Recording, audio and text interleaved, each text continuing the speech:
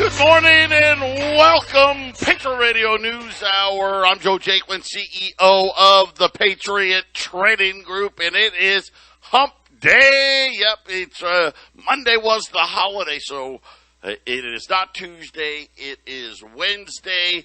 It is June the 1st. This is a glorious day here in the Valley of the Sun, and I'm not talking about the weather. Even though it's going to be 101, it's about normal for this time of year, but this is a big day for all the golf hackers in Arizona. This is the day the summer rates start. Now, I know technically summer doesn't start for like another 3 weeks or something like that, but here in Arizona, all the golf courses lower their prices. So I'm very excited because I like to golf for less. Of course, in order to golf for less, you have to play in the heat. And, try not to have heat stroke. Drink plenty of water out there. But so I'm excited. I'm fired up for it. I actually fired off some texts to my friends last night because it stays lighter out longer. I mean, you could, right now, you could get out probably around 4 and still get all 18 in as long as the course empty out. Maybe a little hard right now because 100 is still not that hot here. But in another month it'll be so hot we'll be the only idiots out there. So, Jason, I'm pretty excited. Well, it's 13 degrees above freezing here. So it's June.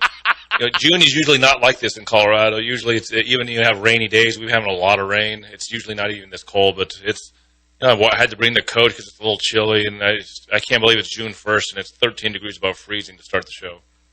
It was really interesting when I was up there last week, like Tuesday. There was talk of snow.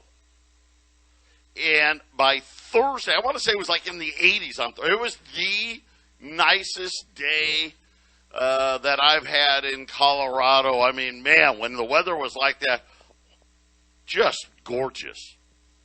Yeah, I was talking to this guy, Dane Wigington. He's going to be on the Half Empty Cup of Joe in the future. He's a chemtrail guy. He says wild swings in weather is not supposed to happen, not as crazy as he didn't know I was in Colorado. He's like, I told him I was in Colorado. He's like, oh yeah, you got that crazy weather, and that is not a good thing.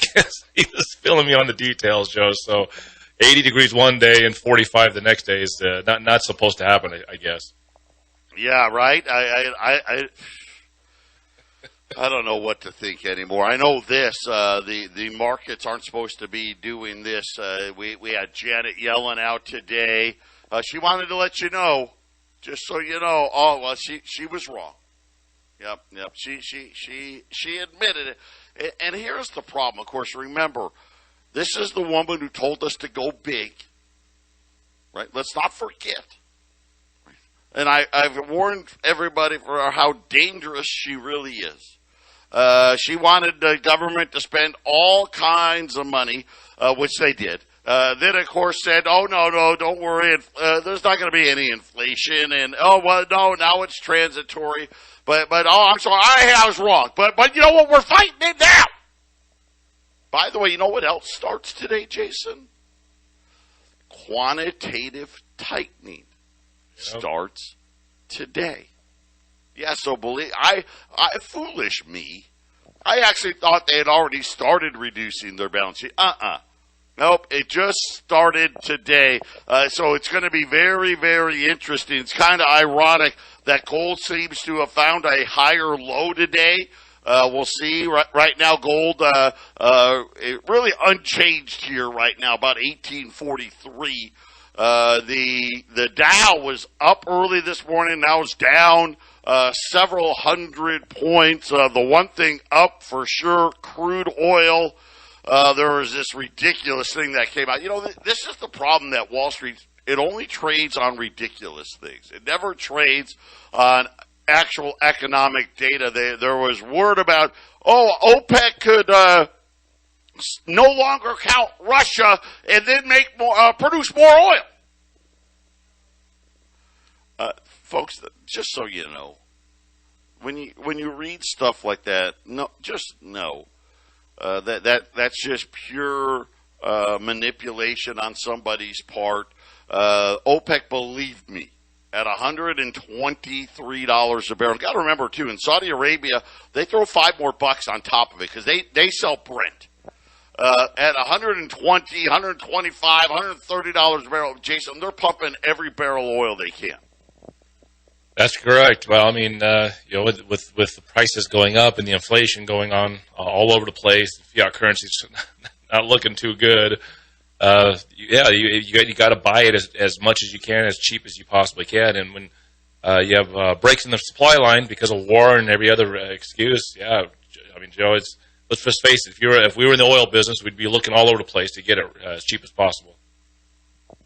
Yeah, I mean, but 800-951-0592 is our toll-free number. All American Gold is the website, and we're watching as the bankers are admitting that they've blown it with inflation. We're seeing now that banks and credit unions are starting to figure out that the central bank digital currency may not be good for their survival, Jason. You know, it's one of those things where like, oh, wait a minute. Wait, what? Well, if you're going to have all the bank accounts, what are we supposed to do? So we're going to talk about that as well. How many banks are really going to be left? Patriot Radio News Hour. We're going to go back to the Great Depression when banks closed in and compare it to what we may see here in the future. 800-951-0592, Patriot Radio News Hour. And again, you know, what a difference a day makes. And we invented these things called computers and the technology miracle where, you know, all of a sudden we can do all of these things in real time that used to take, you know, weeks or months to get together. Look at all these economic reports. Like Case Shiller yesterday. I was telling you about home prices in March. I mean, it's the end of May. Let's face it, it's June now. Yesterday, they have real live job opening tracker. And it said, hey, job openings in the month of May fell by a record. Well, today, guess what? We got the JOLTS data for April. Now, job openings are falling. They were falling in April, but it was still a really big number, which we know is going away. But it's just kind of almost idiocracy, Jason, that we have much better data available, at least real-time data available, but they hate that because they always want to be able to go back and massage it and make things appear better than what they really are. Yeah, I think the hope is that the next month will shed some better material. And then, like, well, yeah, look, it wasn't as good as we thought it was last month, but this one's much better. You know, and they can kind of go both ways. You know, and they're like, well, we just want to even things out, you know, and all that nonsense. By the way, about 100 Sears home stores. And I don't know if there's actually any Sears left in the country, but their home stores, they're closing almost half of them this month, and get ready. I got this, you know, this little feeling in my stomach that we are going to see more and more, especially on the retail side, more and more closings. But I wanted to get that one out there. So, really quickly, 100 of the Sears home stores are going to be closing. That's not going to help the layoff announcements at all. But we've been talking a lot about digital currencies. Matter of fact, it's almost a certainty, isn't it? This is what is going to happen during this next down cycle, which it's already started. There's no argument to that. The next down cycle has started. It's going to be And think about this. Janet Yellen today, I'm sorry. Yeah, I was wrong. And look how wrong they were. And this is the problem. This isn't like you were in school and you missed a math question. 2 plus 2, and you wrote 5. Oh, well, hey, you're wrong. It was only 4. But don't worry, there was only 1 wrong. No, that doesn't work this way. They weren't just wrong. They were so far away from the right answer. This would be like 2 plus 2, and you put the answer as 5 million. That's how far away they were on their inflation, and it's causing a huge problem. Because the realities are, they're so far off on where they think the economy is. This is why things are going to be so much worse. Because think about it right now. If they had been raising rates like they should have, think about it. They've only raised rates twice this year. It's June. But if they had been doing it like they should have, when everybody was going back to work, I mean, think about it. We had months where there was 1 million people going back to work. 700,000, 500,000. We could already be and should already, we can argue where we should be, but we should already be at least 2 or 3%. But now the problem is worse because now, Jason, right, they're going to be raising rates while the economy now is really slowing, which is going to make the problem that much worse. But again, in order to bring in this digital money, it's got to be a crisis. I think they're going to raise the rates just enough to keep the inflation from going hyper. I think they want the inflation, Joe. I think they see we're moving towards $31 trillion in debt, and those debt payments are going to be almost impossible to pay for through taxation. So you just inflate everything around it so that the debt seems smaller than it actually is. And if you don't think inflation's already hyper, how high does it have to be? Well, you're right. Yeah, hyperinflation can be measured honestly, in levels. Right? Are you kidding? It's not hyper now? I guess it's not hyper in the fact that we're taking wheelbarrows to the bank, I guess. If you actually have to look You're going full Weimar Republic. Yeah, you're right. All right, I got you. I know 20% is considered a type of hyperinflation. I guess we need more definitions for how bad it is. But yeah, Joe, I think they keep. Here's the thing: this is why I think they may not stop raising the rates. They may not worry about the stock market crashing later this year. They just might slowly keep raising it until the actual rate of inflation either tops off or starts to come back down. And then they'll take it back to zero. Then they'll start printing if they can get the 5% a year, 6% a year, whatever they're looking for the future, Joe. And that's I'm just going to tell you right now, this next piece we're doing. I did it on Friday. I did it again yesterday.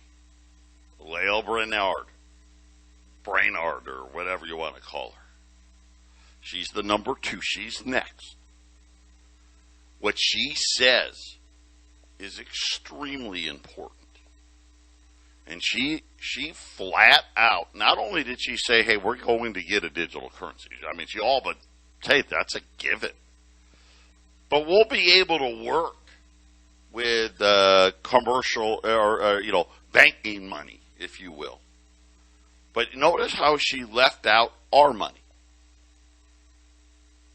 Didn't mention our money being involved in the new system because it's not going to be.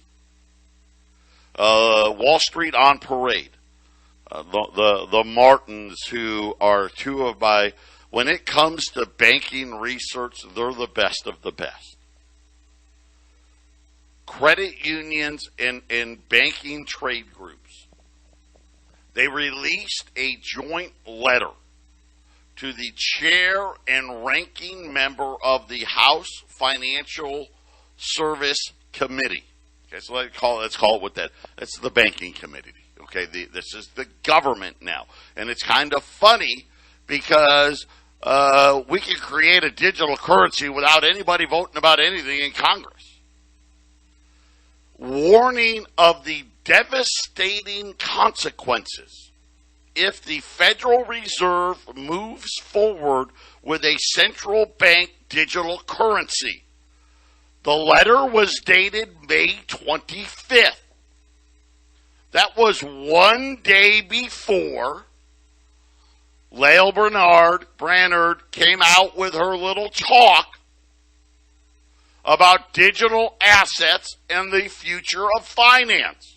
By the way, that was what she called her little press release, if you will. The fact that credit unions, which frequently served unionized labor, joined with the banking trade groups to sign off on the letter tells you really all that you need to know. So here's what they finally figured out. Well, you're going to make most of us irrelevant. And let me tell you how this is really going to happen. Because I don't think most people understand when Jason starts talking about, hey, they're going to use the digital currency to save us from the next calamity. I don't think most of you understand what we mean, because I say it, Jason says it. You're getting wiped out. That's what it means. And go back to the Great Depression. They closed the banks for a week. When the banks reopened, more than half of them never did. And Jason, we're going to have a similar event here. Will we have the banks close? And I used to be like, I don't think so. You know what? I actually do. I think that could very well happen. There's a series of banks in China that closed in April, and they haven't opened. They haven't for reopened. A month. Yeah. Yep. People with those accounts in China. Now a bank close doesn't mean that your debit card's going to stop working. That doesn't mean that. But really what's going to happen is I think we're going to be left, and I've said it over and over again. I mean, 50 banks, 100 banks, that's really about all we're going to need, right? These are banks that, you'll have J.P. Morgan and Bank of America and Wells Fargo, right? They'll probably still be around. Joe, I was at going to get some groceries with Brooke last night. And I went by a pizza chain. It's in the same strip mall as the grocery store. And right there on the window it said, exact cash or card only. There is no change here at this place. If you're going to use cash, yeah, we'll take it. It has to be exact money, or you just give us a tip, basically. How's that, Joe? That's cash going away. We went to the Diamondbacks game on Monday, and one of the concession. And I only went to one, so I don't know if it was all of them. Oh, I'm sorry, we don't take cash, right? And this isn't cash. And again, I tried to say it yesterday. The money in your bank account is going to vaporize. Now, for those of you that don't have any, it's fine. And they're going to set an amount, and 10,000 just is the number they keep setting. Anything over $10,000, there's going to be problems. But listen to what they said. They say that a central bank digital currency would allow the Federal Reserve to compete for deposits with credit unions and banks. There's no competition here. There's no competition. Your deposits will now be at the central bank.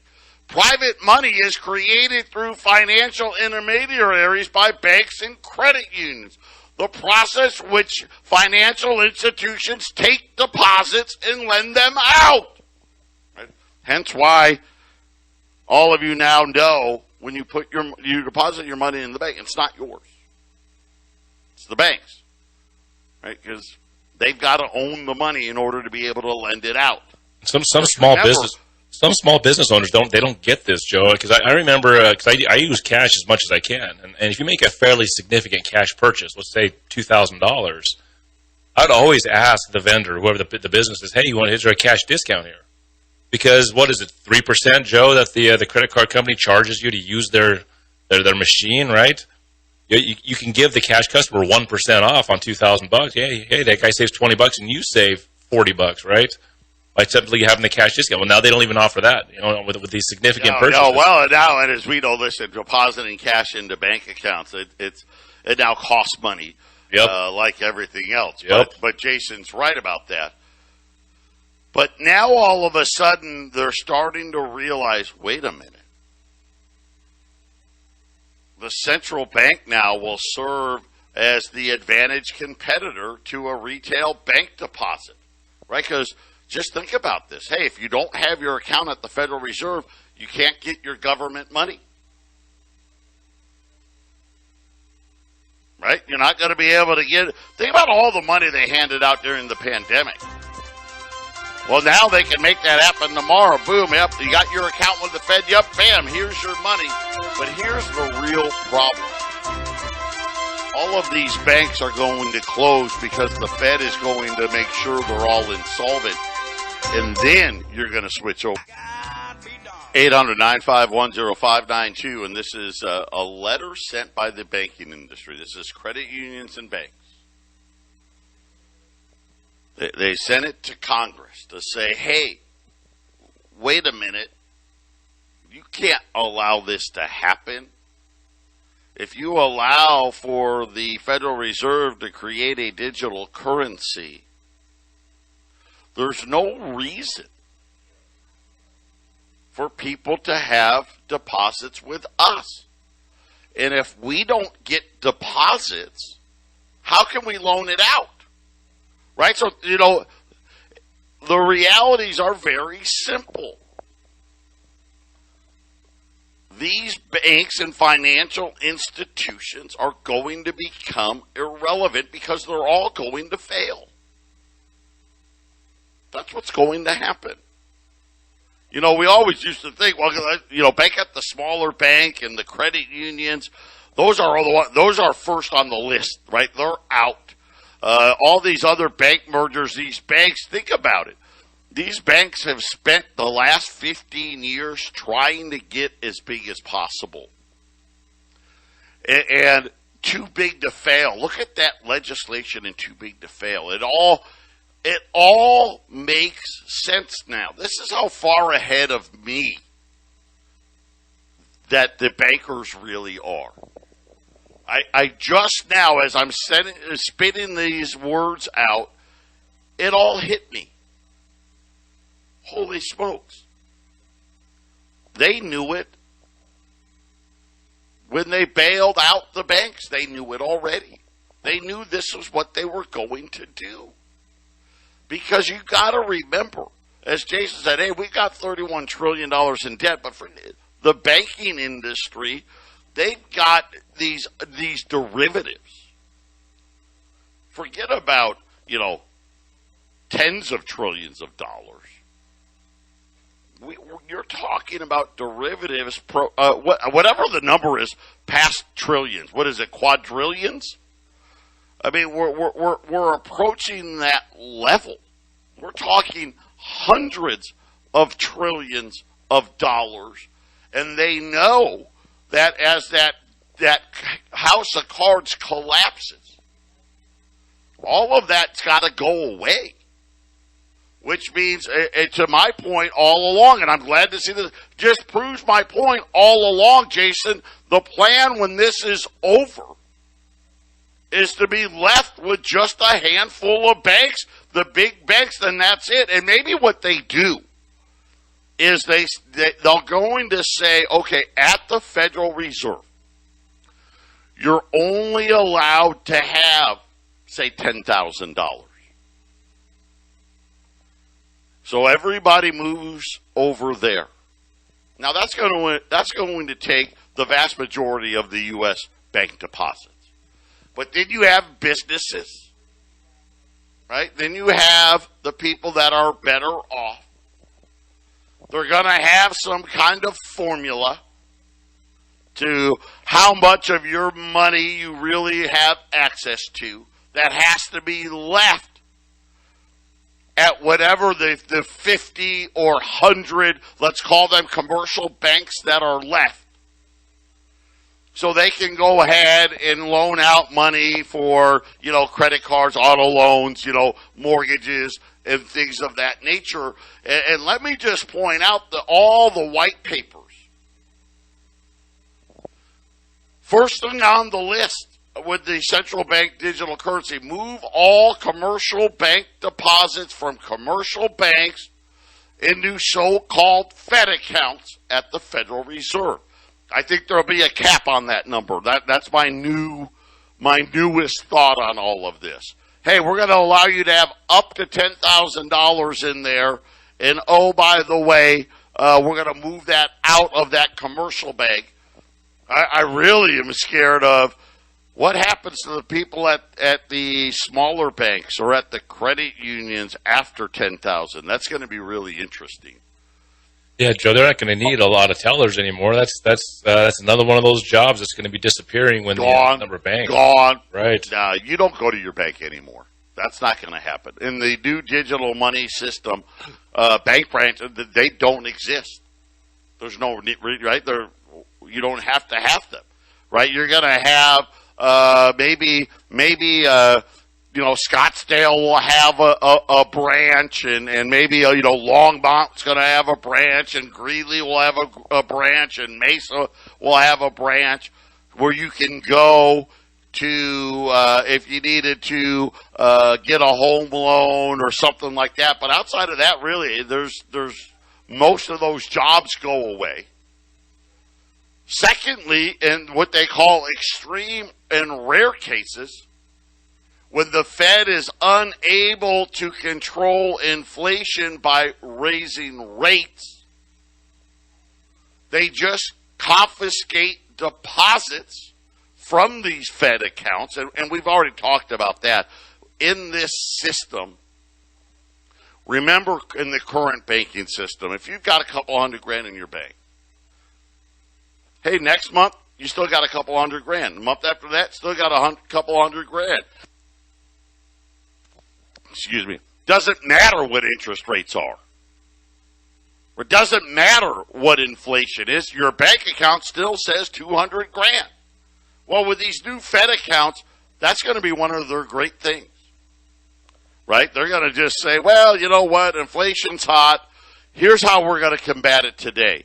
We're going to take 1% of your money in your Fed account and we're going to eliminate those credits.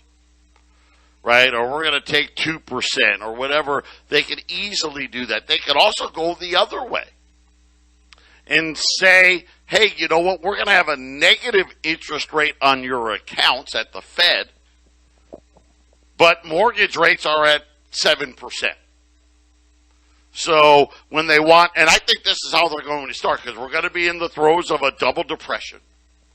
The Fed's going to want people to spend money, and one of the ways to do that is they're going to start putting expiration dates on your digital credits, right, Jason? Hey, we just put in 5,000 digital credits into your Fed account. You have 30 days to spend it. They just hired 87,000 more IRS agents, in the last year. If you go far enough down the line on this, they won't need the IRS, Joe. That's another thing that'll just, the IRS will be all digitized because they'll be able to tax you on everything that happens. Guess what they're going to need the IRS for? They're going to need all those agents to determine how much of your money that you left in the banking system that you get to keep. And then to Jason's point, after that, hey, we don't need you guys anymore. Right. Allow the most Wall Street conflicted regional banks in the country. We're on the break. I'll get to this next step next. Patriot Radio News Hour. Don't touch that dial. 800-951-0592. Patriot Radio News Hour. Gold is positive here today. 1845 now. Silver still trying to fight that 22 level. 2185 right now. The Dow is down almost 400 points. Very interesting comments from Jamie Dimon today. We'll get to that in a minute. I want to finish this because it's really important. So if you're just joining us, the banking industry just found out their they're screwed. They sent a letter. All the credit unions and probably all but the handful of the largest banks said, hey, wait a minute, you can't just allow the Fed to create this digital currency. It'll put us out of business. Let me tell you what they want to do. So, 1, move deposits to a Fed account. 2, allow the Fed in quote-unquote extreme cases. Think about the power now we're going to have with them. Oh, man, inflation's bad. Let's just take money out of everybody's account. Boom. All of a sudden, vacations get canceled, flights get canceled, right? People stop doing stuff. Yep, there you go. We solved inflation. Listen to this one. Allow the New York Federal Reserve, when rises in the market value at rates suggested of a bubble, the ability to short those securities. In other words, now the Fed wants, hey, not only that, here's how we're going to prevent all these future bubbles. Granted, they're the ones that have caused all the bubbles to begin with, but now they're saying, hey, allow us to short the market. Of course, if we allow them to short the market, what does that also mean on the other side, Jason? Right? They can go long the market, right? We're going to turn into Japan. How about this one? Eliminate the Federal Deposit Insurance Corporation, i.e. the FDIC. Right? We don't need it now. Don't worry about bank runs, because all you poor people, your money's right here. And we're going to have an amount, and whether it's 10,000, 20,000, whatever the amount set is, and then all the other money goes into those risky banks that are left, and if you lose, you lose. On your previous point, Joe, about the markets, we scarcely have the markets that we used to have in America, decades, if not 100 years ago.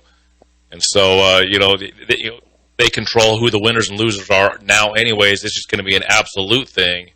And who's going to really have the ability to capitalize in the future with this kind of system, right?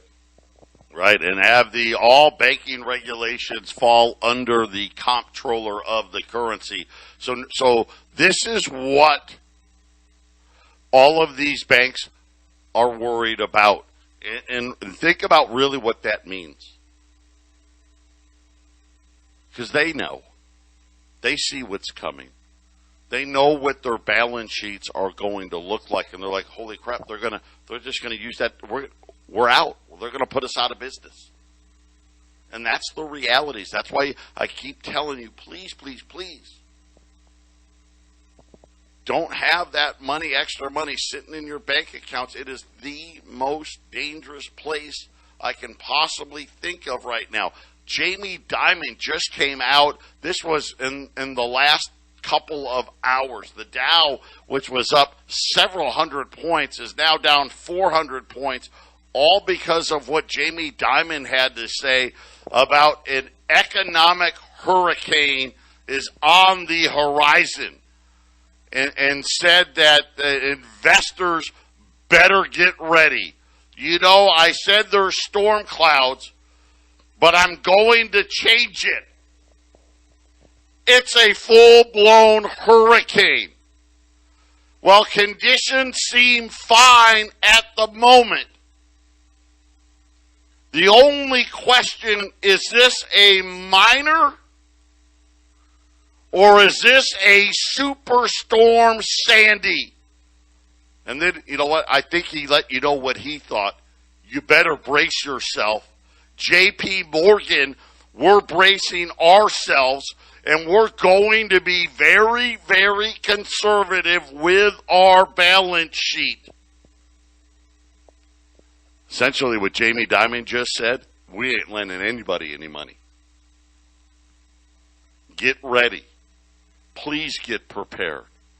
Understand this was set in motion 15, 20 years ago, probably longer. But now it all makes sense. Why did they make too big to fail bigger? That didn't make sense. It makes sense now. Because the realities are we're going to be just left with maybe the top, 50, maybe 100 banks, and every other bank's going away. Right? Think about it. They've been eliminating banks at breakneck speed. We had 18,000 banks in the 80s. We don't even have 5,000 banks today. And I think if the Fed gets their way, if the banking industry gets their way, they would love it if there was only 50 banks, Jason. Yeah, and if you go far enough into it, Joe, at some point you could eliminate the banks. Think about it. Even your loans and your mortgages, you click to sign now. So it is, in theory, you could almost have the thing completely digital at some point in the future. Let me tell you, we've never had quantitative tightening like this. Listen, they've only tried quantitative tightening once, and it ended in horrific failure. So we're looking at something that will be written in history books for 50 years. Several aspects of the last quantitative programs backfired and made huge mistakes. Central banks don't have a choice because there's too much liquidity in the system. They have to remove it. They have to stop speculation. They have to reduce home prices. They have to cause, well, dare I say, a double Great Depression? He didn't say that. I did. Patriot Radio News Hour, final segment coming up.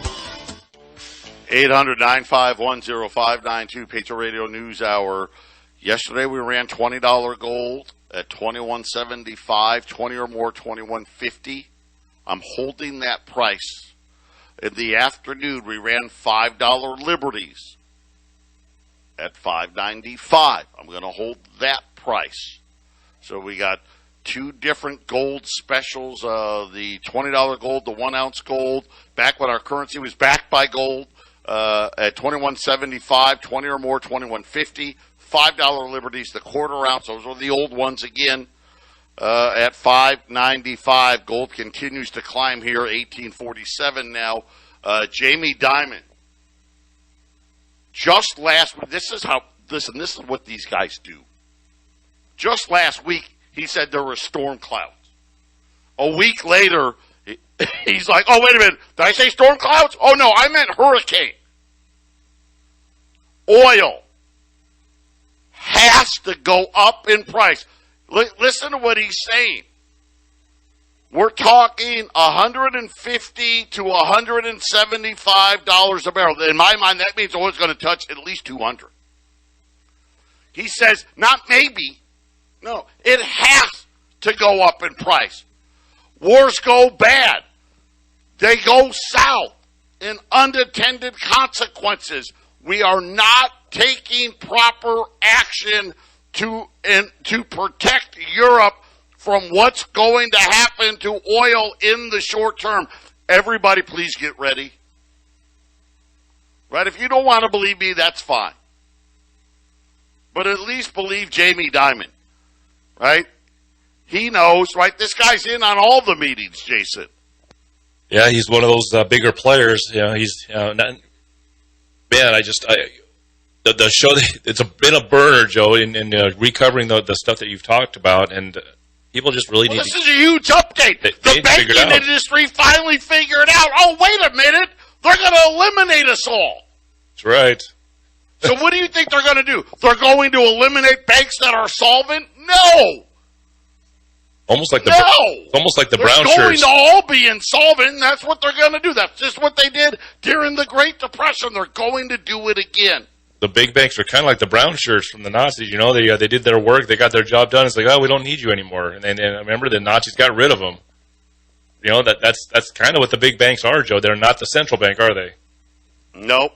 And again, the things just seemingly make sense in my mind now. Where you're going to have your Fed account, that's going to be for whatever the amount they set, $10,000, $20,000, which most of the people don't have that anyway. And then the people that have more, you're going to be in one of these banks that they decide can stay open. And then there's going to be some form of a bail-in. It's going to be massive. Most of that money's most of that money's going to be destroyed, Jason. Yeah, I mean, that's how they get. Listen, remember we said a double Great Depression because it's going to be a depression with inflation. They need to crush inflation. And what Jamie Dimon was just talking about, there's too much liquidity. They've got to get rid of it. That's how they're going to do it. It's also a market that might not recover very quickly at all. It could be years, if not decades, before if it even comes back, right? I'm telling you, this is where we're headed. This is where we're headed. Jamie Dimon's telling you, no liquidity to the rescue. It's the exact opposite. They need to crush it. 800-951-0592.